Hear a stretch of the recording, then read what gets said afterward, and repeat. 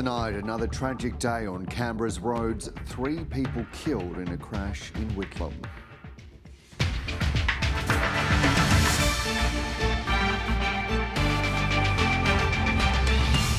Also tonight, the Albanese government's multi-billion-dollar infrastructure spend to kickstart road and rail projects. Too late to leave, residents in several Victorian towns told to find shelter as floodwaters rise. And a dog's day out on the final day of Floriade.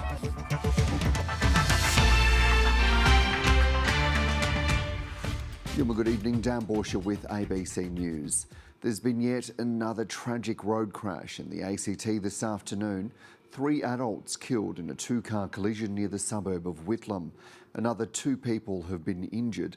Reporter Emmy Groves is at the scene for us tonight. Emmy, what do we know so far? Dan, police were called to this scene just north of Coppins Crossing Road in Whitlam at 2:45 p.m, where they found a small red hatchback and a white van had crashed. Investigators are still here trying to work out exactly what happened, and it's believed they'll be here for several more hours. What we know is that emergency services had to use the jaws of life to cut 4 people from the red hatchback. 3 passengers, adults, were tragically pronounced dead at the scene. The 4th person, who was the driver, has been taken to hospital in a critical condition, and a 5th person, who was the driver of the other van, was also taken to hospital. There were 4 people in a small red hatchback that had to be extricated. A number of them were pronounced deceased on the scene by ACT ambulance service. And the impact that had on staff working at the scene with deceased there while still trying to do their best for those people that had survived the accident and get them out of the vehicle so they could be transported to the hospital in a very timely manner. Look, one of the key things that we wanted, as my colleague Jim said before, is for people to slow down. It's an ongoing investigation. We won't speculate at this stage, but lower speed means that people are safer on the roads. Emmy, you mentioned that investigation's ongoing, so just what happens from here? Dan, as we've heard, police aren't keen to speculate on the cause of this crash, but the tragedy takes the ACT's road toll for this year to 17, and tragically that's the highest since 2010, when 18 lives were lost. As that ACTAS representative just said, it's families that have lost these loved ones, but it's also incredibly distressing for the first responders who come upon these situations. And now police are urging witnesses and anyone who may have dash cam footage to contact Crime Stoppers. Emmy Groves reporting from Whitlam. The Albanese government has confirmed billions of dollars for infrastructure will be central to this month's federal budget, while some projects promised by the previous government will be axed or delayed to find the funds. Close to $10 billion has been earmarked for Labor's infrastructure election commitments, despite questions about the impact on inflation and the merit of some projects. Keeping budget expectations low has been a key strategy for this government, but it's now promising almost $10 billion in this month's budget to begin making good on election commitments. They are really very much part of the bread and butter budget that we're about to see, which is about our infrastructure funding going forward. Almost a quarter of the multi-billion-dollar deal will go towards the suburban rail loop in Melbourne, where it's now a key state election issue, and the Auditor-General is raising questions over its business case. We promised $2.2 billion and we'll deliver $2.2 billion in our first budget. This will be a contested project, I'm sure, but it's something we have confidence in. New South Wales will only get half that amount for infrastructure. Anthony Albanese is shortchanging New South Wales, taking money out of our infrastructure program. We had a slightly different relationship in opposition with the Victorians as we did with New South Wales. So we didn't really have a lot of projects on the table from opposition from them, but we'll talk to the New South Wales government in the lead up to the May budget. And in Queensland, there'll be almost $1.5 billion for projects, including Bruce Highway upgrades. But thanks to the Rorts and Waste audit, there'll still be plenty of projects on the scrap heap. They could include regional grants secured by the Nationals in exchange for support for the previous government's net zero emissions target. Are there business cases? Were there any detail underpinning some of these big injections that were made basically to pay Barnaby Joyce off. And the projects that do survive could be delayed. The government says it'll push back some projects to help find the money for others. Dana Morse, ABC News, Canberra. Dozens of communities in Victoria are in the grip of a flooding disaster tonight that's unlikely to let up in the days and weeks ahead. Flooding is set to hit more than 7,000 homes in the Shepparton area, 1,000 in Echuca, and scores of others across western and northern parts of the state. Relief from the flooding is a long way off, with waters yet to peak in major centres, including Greater Shepparton. Thousands of homes inundated and even more without power. Shepparton and Mooroopna's streets resembling canals. It doesn't look like Shepparton anymore. It looks like a bigger lake. This flood emergency is far from over in Victoria. The murky water rose early and it rose fast. Locals turned to each other for help, including Joey Bovolino, who towed his neighbour's little boy to safety. They told us there's a father and son that we have to go in and get them, and they had the little boat. The causeway between Shepparton and Mooroopna was closed last night. Frantic residents tried to get across before they were cut off. The flooding's expected to get worse. I was able to get out of my driveway in 93, we've got no hope today. As the Prime Minister and Premier flew over flood-ravaged towns inspecting the damage, residents in Mooroopna got a much closer look as waters continued to leak into shops and homes. There's a lot of stuff in the water. We saw like a hot water system, a couple of cardboard boxes. We've got wood everywhere, so there's a lot of stuff floating around. Properties safe at first light were awash by midday. I'm figuring out whether dogs come in the kayak with me and we go to the other end of town, so we'll figure it out soon. More sandbags were added, locals hopeful they could save some properties. To keep up with demand, volunteers shovelled tons of sand. Some were out-of-towners, others lending a hand because their own homes were beyond help. I woke up this morning, she's nearly at the doors. By now I've heard that it's coming up through and in, so there's nothing else I can do apart from come help everyone else. Here in the centre of Mooroopna, the water has been visibly rising and it's fast flowing. It means that we're having to pull out of this town because it's just going to become too dangerous to get out later. Authorities predict 7,300 homes will be surrounded or inundated. Well, we're going to stay at home and ride it out, but no, not worth the risk, because we're sort of peaking in the morning in the dark, so that we get out now. Nicole Asher, ABC News, Shepparton. 2 attackers have opened fire on Russian recruits who were training to fight in Ukraine. 11 Russian troops were killed and 15 injured. Ukrainian officials are urging people to conserve power after the country's electricity infrastructure was targeted in Russian strikes. ABC correspondent Greg Jennett reports from Kyiv. War demands sacrifices, few of them voluntary. And with winter approaching, the people of Kyiv are getting a feel for life on rationed power.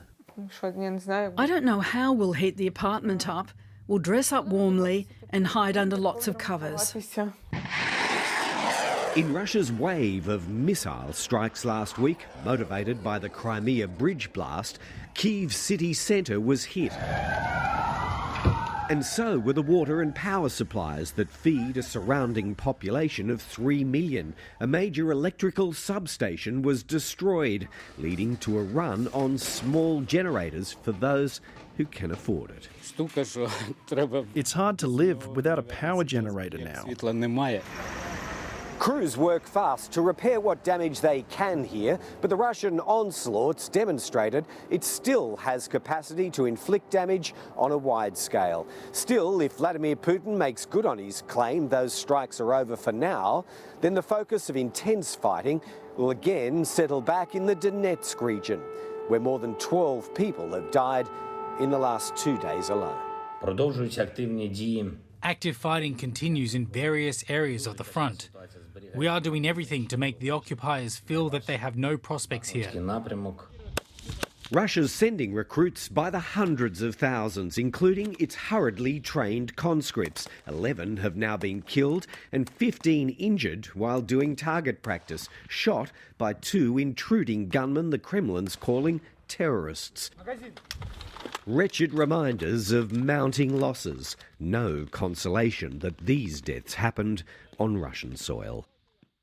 And Greg Jennett joins us now. Greg, there's a long, cold winter ahead.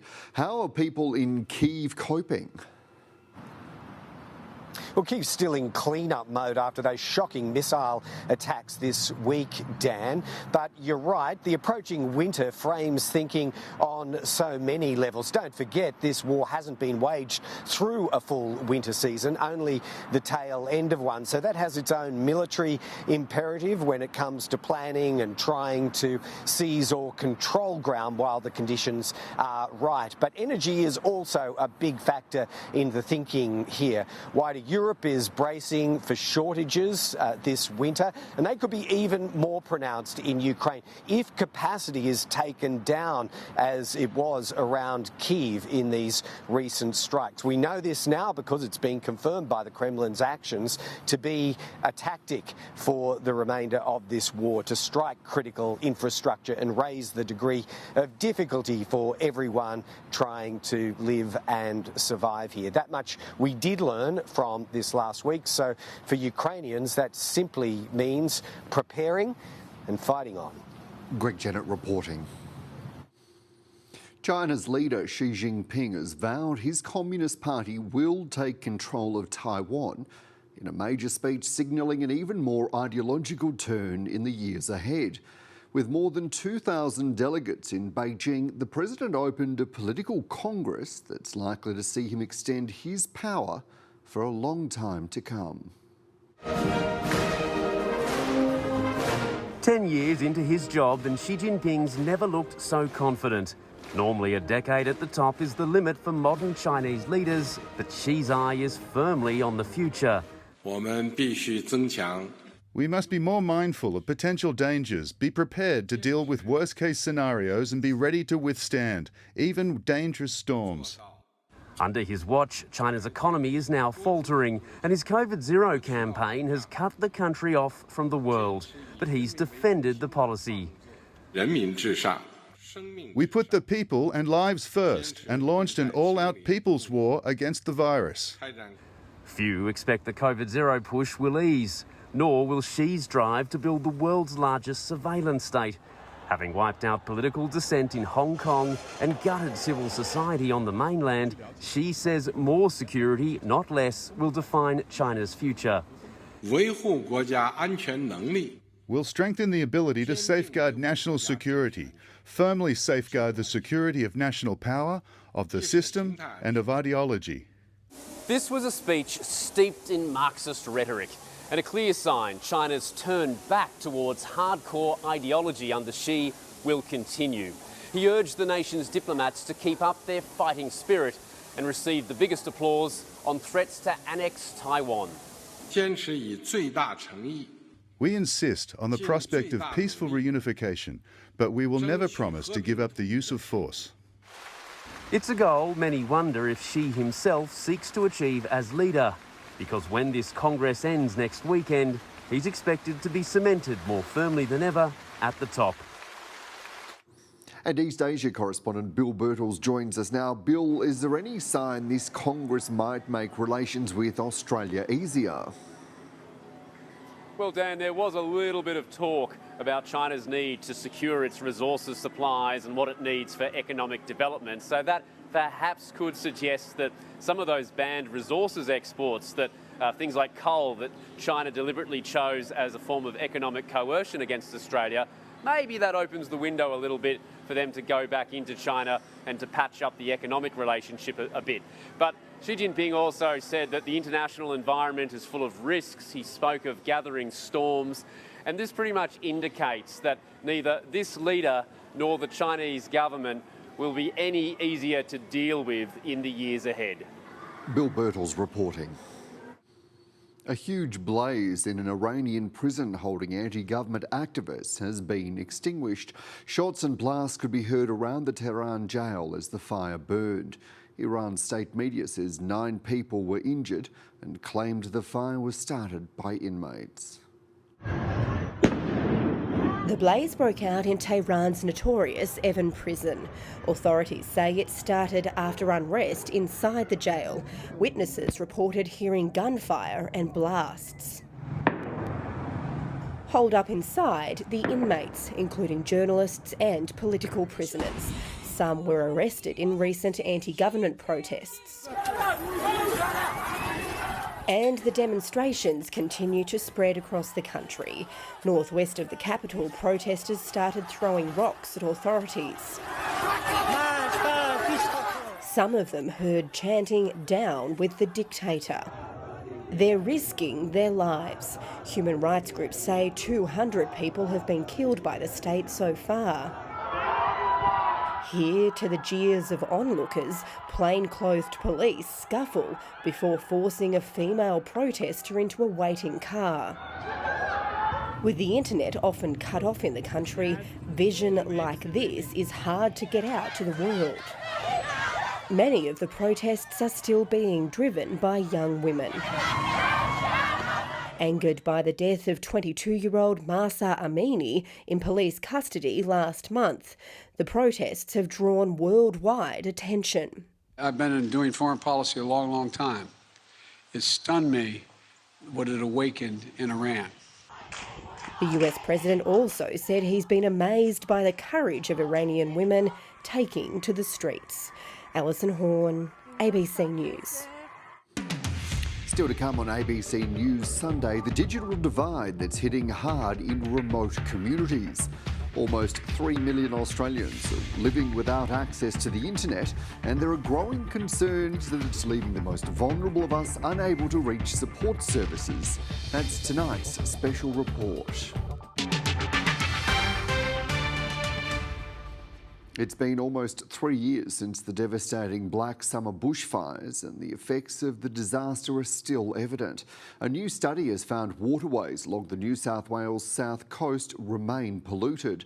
Burnt debris is still making its way into rivers and streams, causing concerns for local oyster farmers.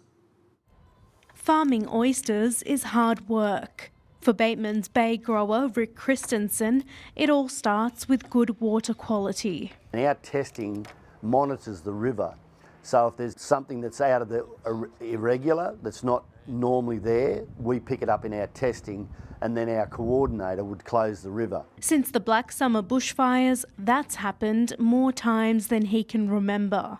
Because the ash going into the water, the hot embers and things of that nature, it took a lot of the oxygen out of the water. Heavy rain later washed debris into local rivers, where some of it remains. Audrey Thor's stock was completely destroyed. We're moving our focus away from farming oysters and putting our focus on pulling logs out of the river. 4 million of her oysters are yet to be harvested. 30 years I've been here, and this is the worst it's been since the fires. It's just been terrible. Researchers are trying to find out how estuaries respond when bushfires burn right up to their banks.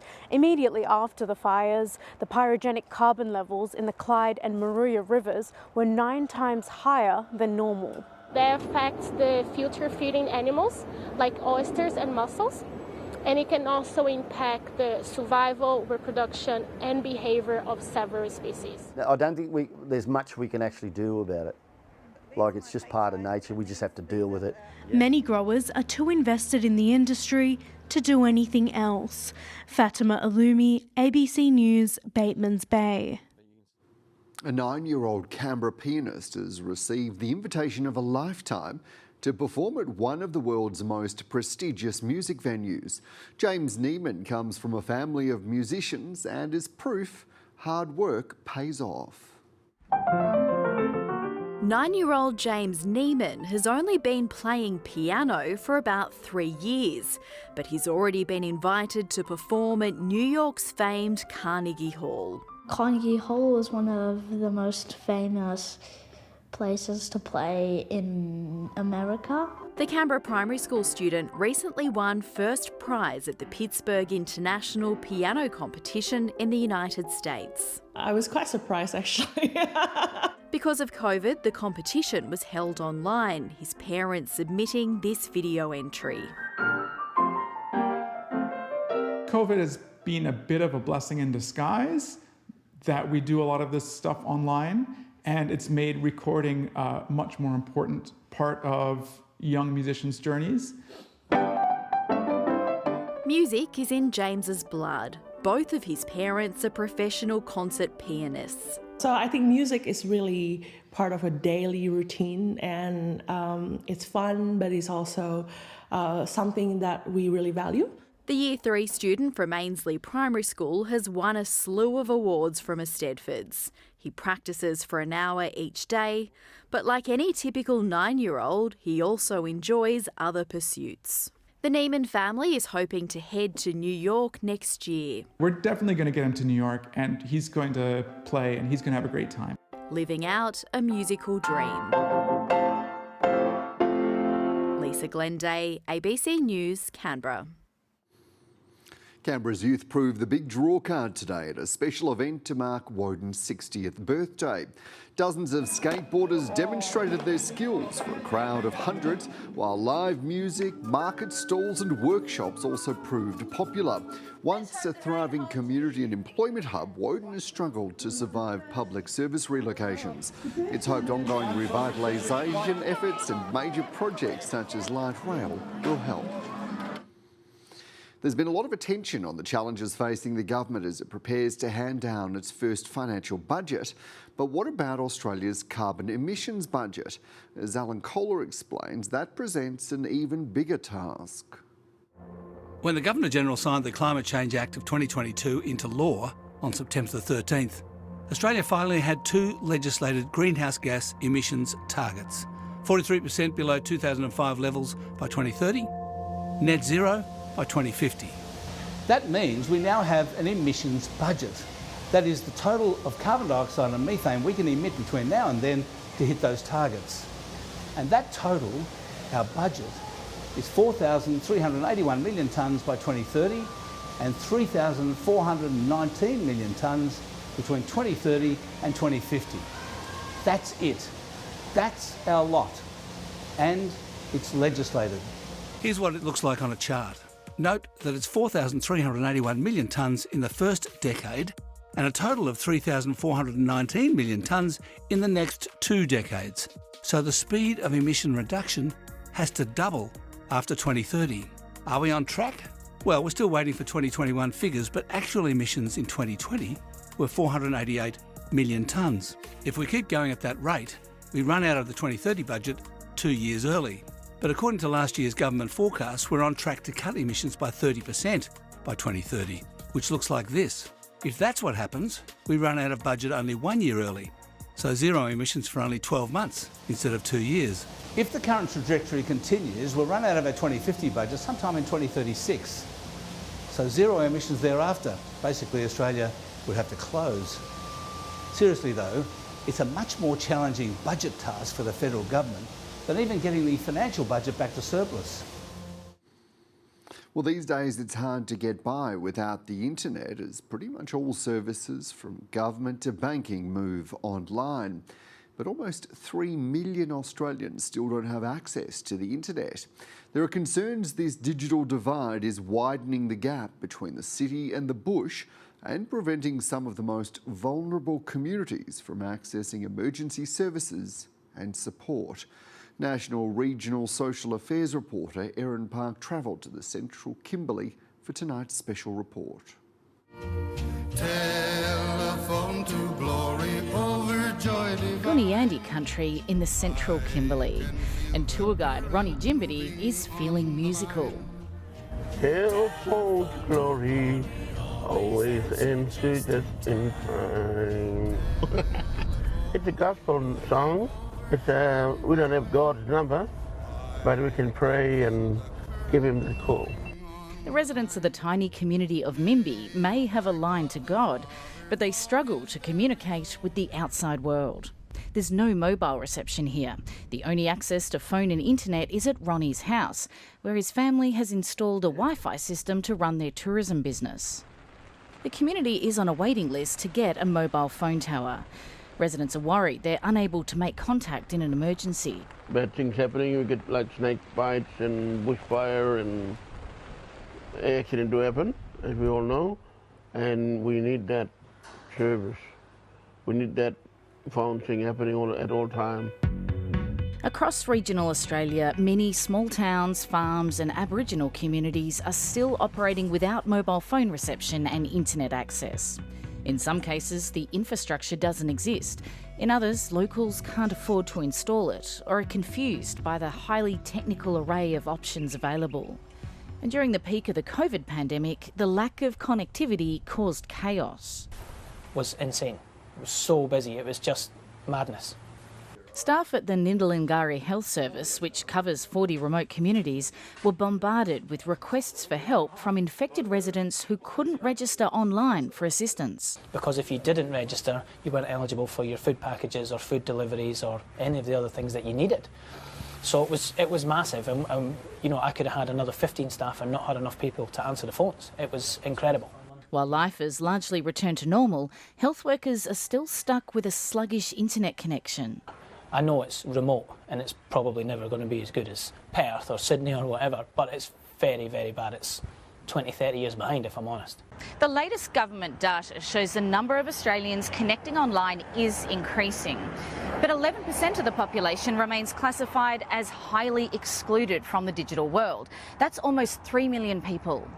Regional residents still lag behind those in capital cities, and the digital divide is even greater when it comes to Indigenous Australians.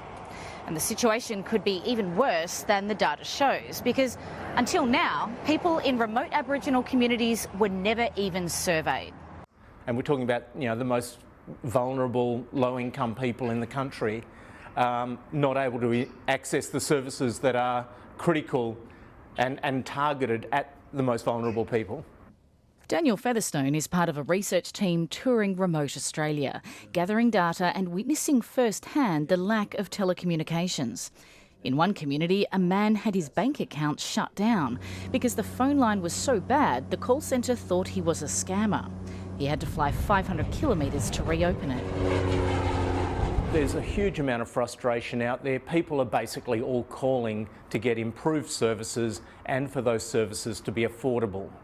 The federal government's committed to making all of its services available online by 2025, but says face-to-face options such as Centrelink offices will remain. We won't see any reduction in the number of Centrelink and Medicare offices beyond what we've inherited, so that's good.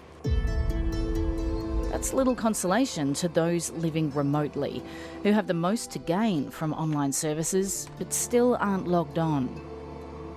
So we're outside your house here, Nina.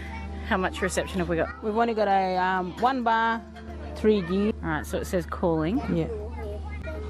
No, couldn't get it now. Katrina Sherrill lives at the Mullager community. She says they've been promised a mobile phone tower, but don't know when it will be installed. Our phone reception, we only get it in certain places. I get it on my veranda. When Katrina needs to pay a bill or send a text, she heads to the one spot where 4G kicks in. I'll just have to put my chair here, sit down and see if I can get a reception here or over there. We've been waiting for a while and we need to have something out here too. So if ever I come to Mullager, I'm looking for you, I'll just look up to this spot on the veranda and you'll probably be standing I'll probably be here. A daily routine she hopes won't be needed much longer. Erin Park, ABC News in the Fitzroy Valley. Australia has started its World Cup campaign in style with a 42-8 win over Fiji. In the Kangaroos' first competitive match since 2019, winger Josh Addo-Carr scored a double, while debutant Harry Grant starred off the bench. England also impressed with a 60-6 victory against Samoa. Despite fielding 5 premiership-winning Penrith Panthers players, Samoa were dominated by the hosts, who scored 10 tries.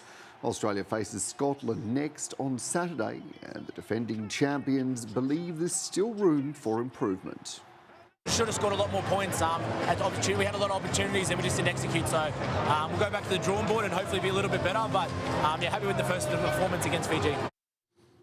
Greater Western Sydney and Hawthorn have played out an instant classic in the AFLW, with the Giants claiming a 1-point win in the dying seconds. In other games, the Bulldogs overcame a slow start to beat St Kilda, while Collingwood did it comfortably against Fremantle. All afternoon, the GWS Hawthorn clash seemed destined to go down to the final moments.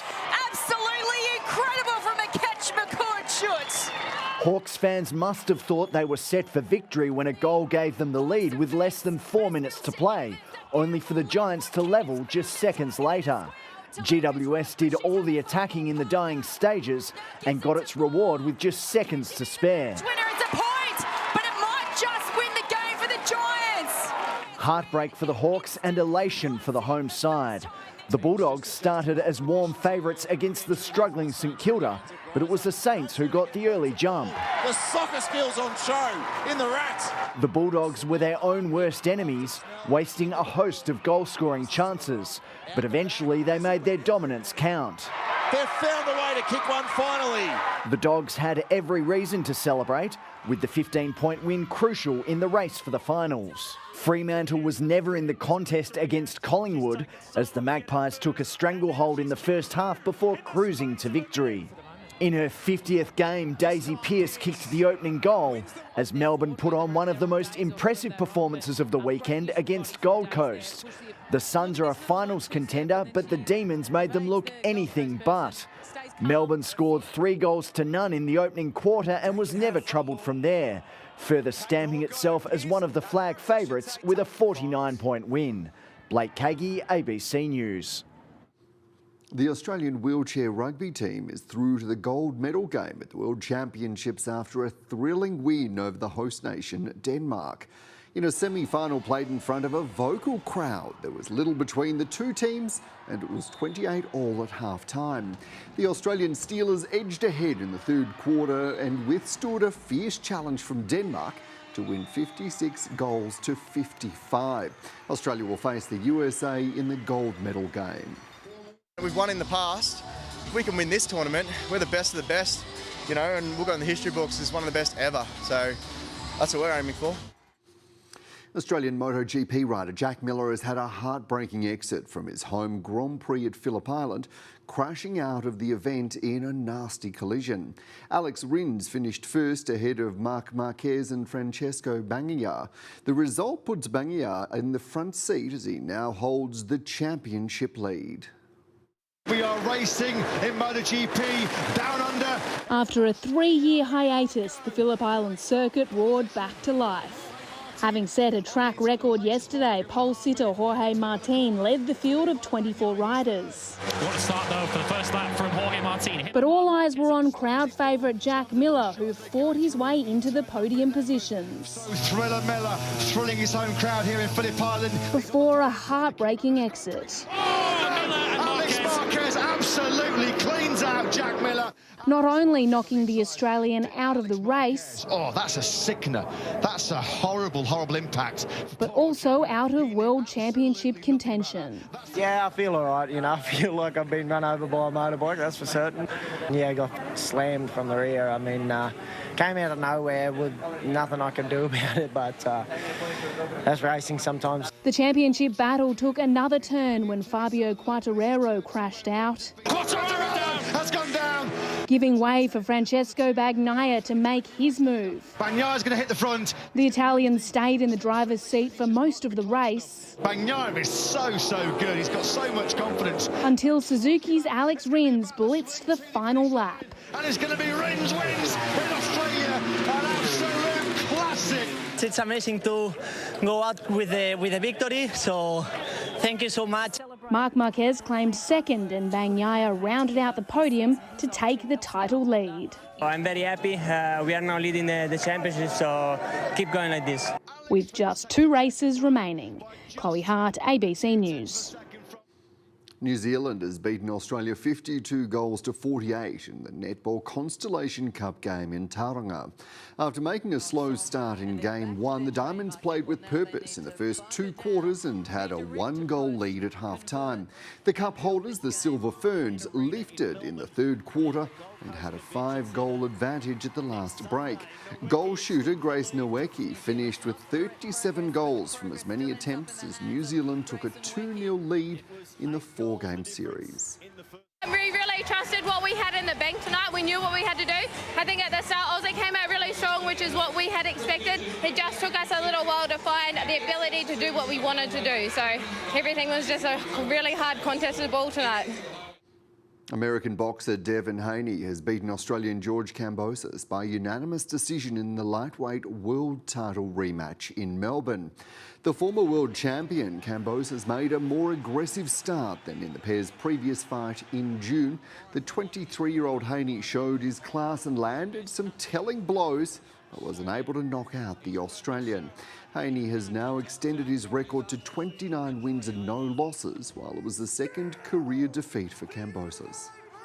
This was a much better fight from the first fight. I tried my heart out, I came in flying and tried to land the big shots. I landed some really good shots. I thought I, clipped him very well, and a few times I thought, here we go. I tried my heart out, that's the most important thing. I tried my best, Commonwealth Park was a dog lover's delight today as thousands of canine companions enjoyed the final day of Floriade with their owners. The Flower Festival is expected to deliver a big economic benefit to the Territory despite heavy rain at times.